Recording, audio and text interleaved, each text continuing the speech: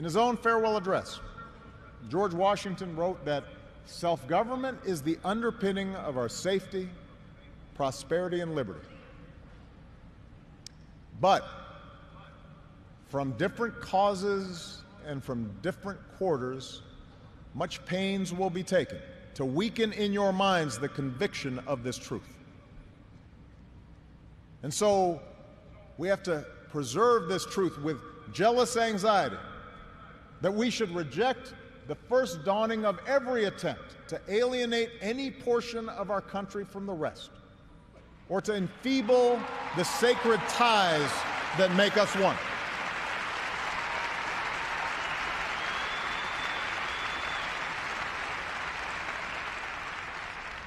America, we weaken those ties when we allow our political dialogue to become so corrosive that people of good character aren't even willing to enter into public service. So coarse with rancor that Americans with whom we disagree are seen not just as misguided, but as malevolent. We weaken those ties when we define some of us as more American than others, when we write off the whole system as inevitably corrupt, and when we sit back and blame the leaders we elect without examining our own role in electing them.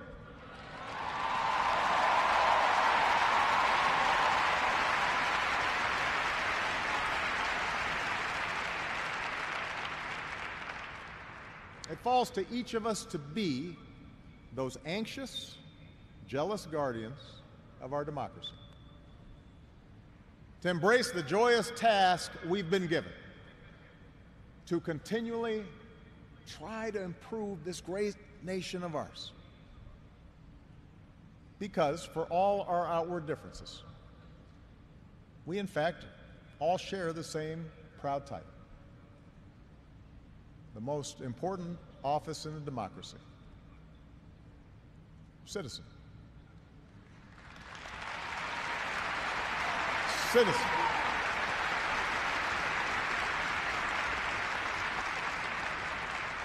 So you see, that's what our democracy demands.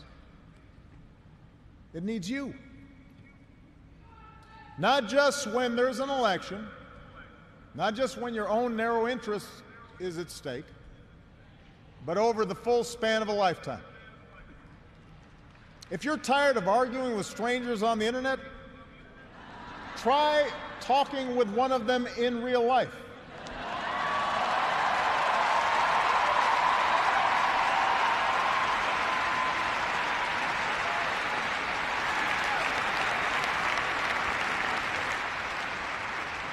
If something needs fixing, then lace up your shoes and do some organizing. If you're disappointed by your elected officials, grab a clipboard, get some signatures, and run for office yourself.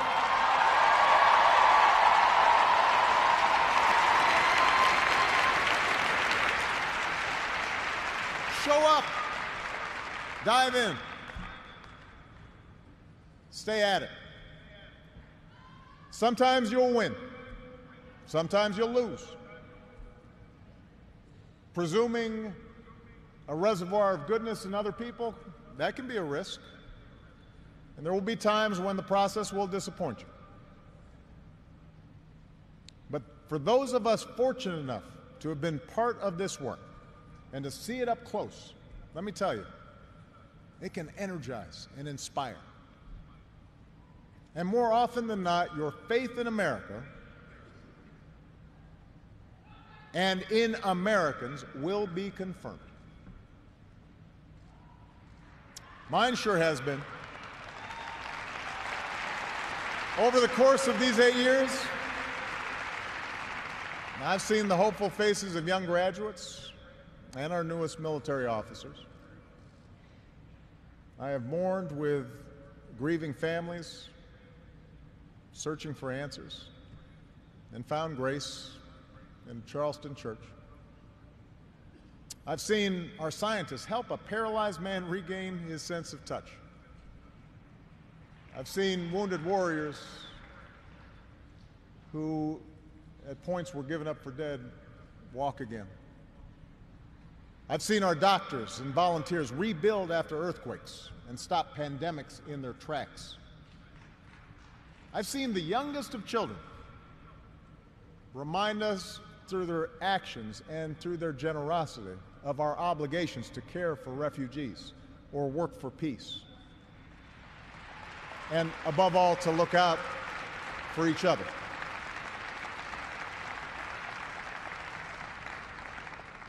So that faith that I placed all those years ago, not far from here, in the power of ordinary Americans to bring about change,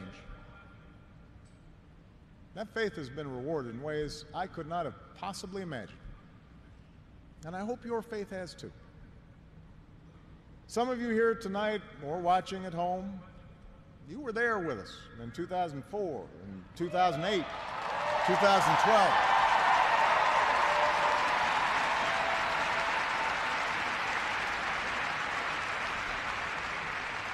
Maybe you still can't believe we pulled this whole thing off. Let me tell you, you're not the only ones. Michelle,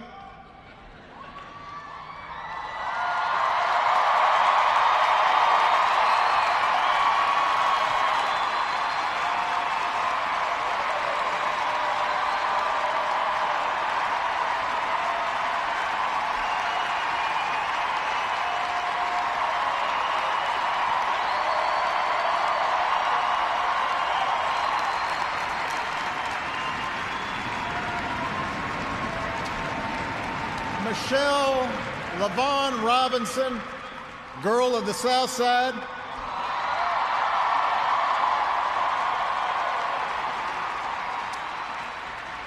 For the past 25 years, you have not only been my wife and mother of my children, you have been my best friend.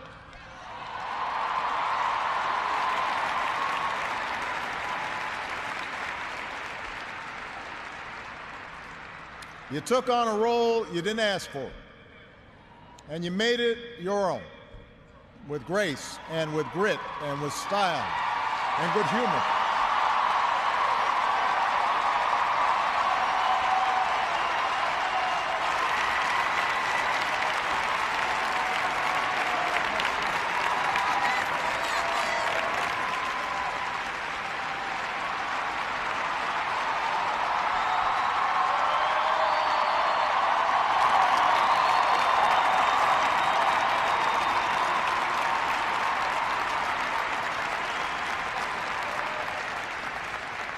You made the White House a place that belongs to everybody.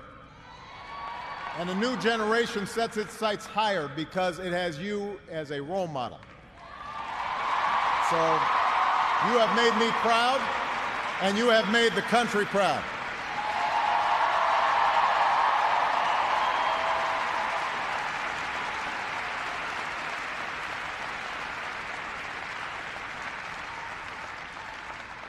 Malia and Sasha, under the strangest of circumstances, you have become two amazing young women.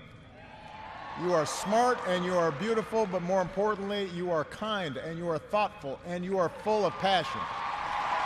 And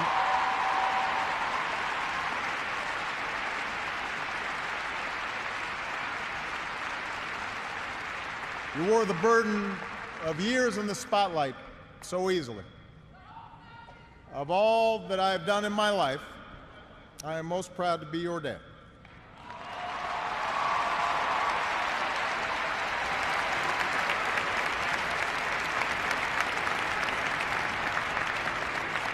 To Joe Biden,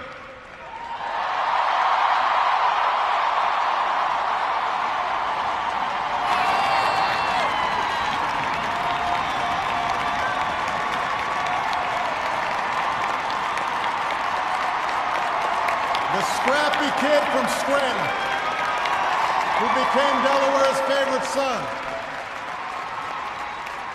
You were the first decision I made as a nominee, and it was the best. Not just because you have been a great vice president, but because in the bargain I gained a brother. And we love you and Jill like family, and your friendship has been one of the great joys of our lives.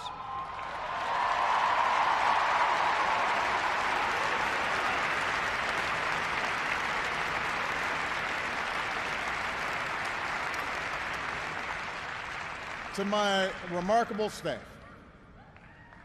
for 8 years, and for some of you a whole lot more, I have drawn from your energy, and every day I try to reflect back what you displayed: heart and character and idealism. I've watched you grow up, get married, have kids, start incredible new journeys of your own.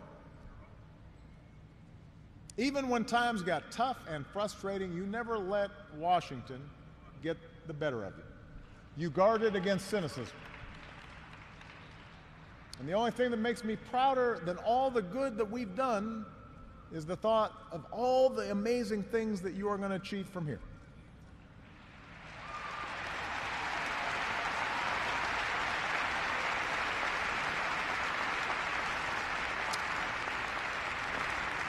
And to all of you out there, every organizer who moved to an unfamiliar town, every kind family who welcomed them in, every volunteer who knocked on doors, every young person who cast a ballot for the first time, every American who lived and breathed the hard work of change, you are the best supporters and organizers anybody could ever hope for, and I will be forever grateful.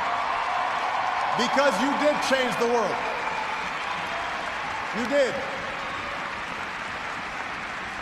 And that's why I leave this stage tonight even more optimistic about this country than when we started.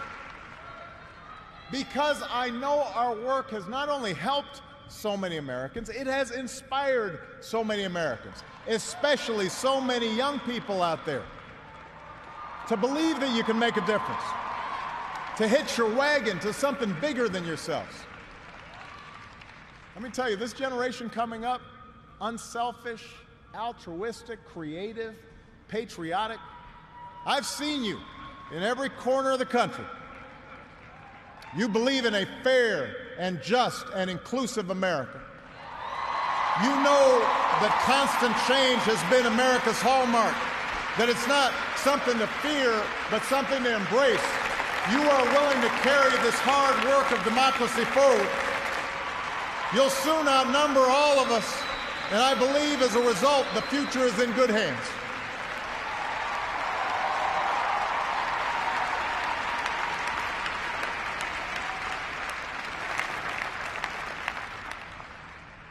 My fellow Americans, it has been the honor of my life to serve you. I won't stop. In fact, I will be right there with you as a citizen for all my remaining days. But for now, whether you are young or whether you're young at heart, I do have one final ask of you as your president. The same thing I asked when you took a chance on me 8 years ago. I'm asking you to believe, not in my ability to bring about change, but in yours. I'm asking you to hold fast to that faith written into our founding documents, that idea whispered by slaves and abolitionists, that spirit sung by immigrants and homesteaders and those who marched for justice, that creed reaffirmed by those who planted flags from foreign battlefields to the surface of the moon. A creed at the core of every American whose story is not yet written. Yes, we can. Yes, we did. Yes, we can. Thank you. God bless you. May God continue to bless the United States of America.